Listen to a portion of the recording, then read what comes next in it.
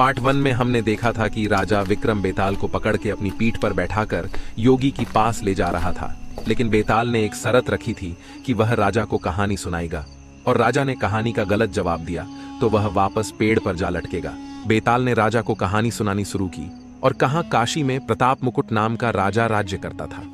उसके वज्र मुकुट नाम का एक बेटा था। एक दिन राजकुमार दीवान के लड़के को साथ लेकर शिकार खेलने जंगल गया। घूमते घूमते उन्हें तालाब मिला।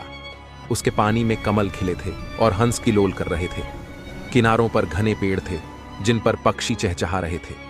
दोनों मित्र वहां रुक गए और तालाब के पानी में हाथ मुंह धोकर ऊपर महादेव के मंदिर पर गए। घोड़ों को उन्होंने मंदिर के बाहर बांध दिया। वो मंदिर में दर्शन करके बाहर आए तो देखते क्या है कि तालाब के किनारे राजकुमारी अपनी सहेलियों के साथ स्नान करने आई है। दीवान का लड़का तो वहीं एक पेड़ के नीचे बैठा रहा, पर राजकुमार से न रहा गया। वह आगे बढ़ गया। राजकुमारी ने उसकी ओर देखा तो वह उस पर मोहित हो गया। राजकुमारी भी उसकी तरफ देखती रही।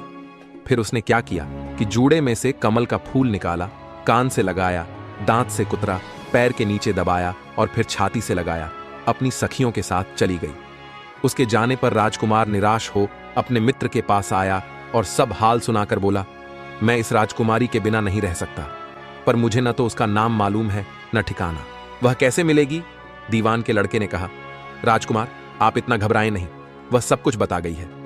राजकुमार ने पूछा, कैसे? वह बोला, उसने कमल का फूल सिर से उतारकर कानों से लगाया तो उसने बताया कि मैं कर्नाटक की रहने वाली हूं। दांत से कुतरा तो उसका मतलब था कि मैं दंतवाट राजा की बेटी हूं। पांव से दबाने का अर्थ था कि मेरा नाम पद्मावती है, और छाती से लगाकर उसने बताया कि तुम मेरे दिल में बस गए हो। इतना सुनना था कि राजकुमार खुशी से फूल उठा।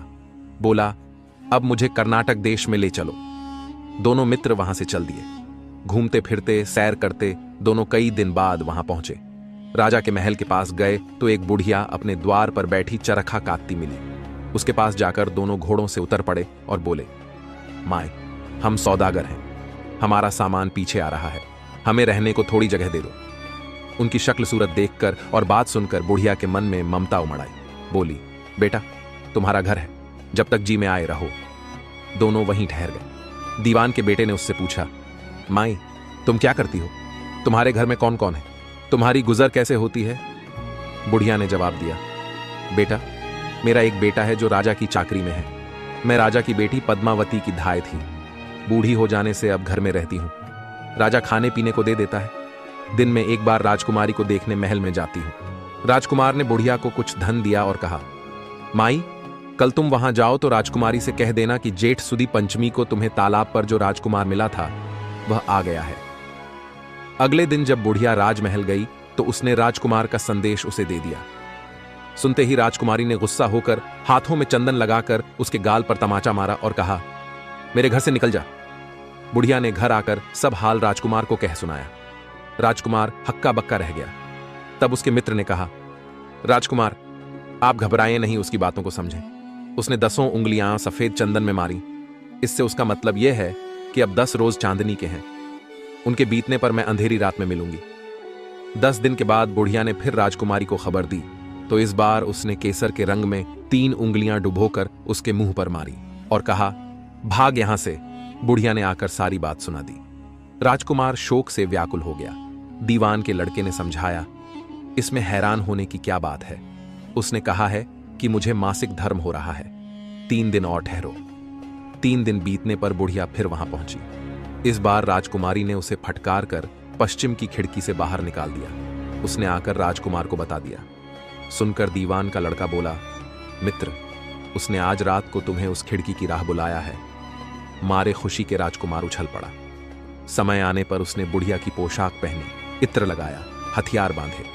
दोपहर रात बीतने पर वह महल में जा पहुंचा और खिड़की में से होकर अंदर पहुंच गया। राजकुमारी वहां तैयार खड़ी थी। वह उसे भीतर ले गई। अंदर के हाल देखकर राजकुमार की आंखें खुल गईं। एक से एक बढ़कर चीजें थीं।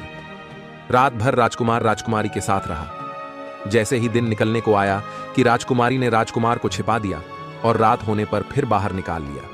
इस तरह कई दिन बीत गए। अचानक एक दिन राजकुमार को अपने मित्र की याद आई। उसे चिंता हुई कि पता नहीं उसका क्या हुआ होगा। उदास देखकर राजकुमारी ने कारण पूछा तो उसने बता दिया। बोला, वह मेरा बड़ा प्यारा दोस्त है, बड़ा चतुर है, उसकी होशियारी ही से तो तुम मुझे मिल पाई हो। राजकुमारी ने कहा, मैं उसके लिए बढ़िया बढ़िया भोजन बनवाती हूं, तुम उसे खिलाकर तसल्ली देकर लौट आना। खाना साथ में लेकर राजकुमार अपने मित्र के पास पहुंचा। वे महीने भर से मिले नहीं थे। राजकुमार ने मिलने पर सारा हाल सुनाकर कहा कि राजकुमारी को मैंने तुम्हारी चतुराई की सारी बातें बता दी हैं, तभी तो उसने यह भोजन बनाकर भेजा है। दीवान का लड़का सोच में पड़ गया। उसने कहा, यह तुम अच्छा नहीं किया। राजकुमारी समझ गई कि जब तक मैं हूं वह तुम्हें अपने बस में नहीं रख सकती, इसलिए उसने इस खाने में जहर मिलाकर भेजा है। यह कहकर दीवान के लड़के ने थाली में से एक लड्डू उठाकर कुत्ते के आगे डाल दिया। खाते ही कुत्ता मर गया। राजकुमार को बड़ा बुरा लगा। उसने कहा, ऐसी स्त्री से भगवान बचाए, मैं अब उसके पास नहीं जाऊंगा। दीवान का बेटा बोला, नहीं, अब ऐसा उपाय करना चाहिए जिससे हम उसे घर ले चलें। आज रात को तुम वहां जाओ, जब राजकुमारी सो जाए तो उसकी बाईं जांघ पर त्रिशूल का निशान बनाकर उसके गहने लेकर चले आना। राजकुमार ने ऐसा ही किया।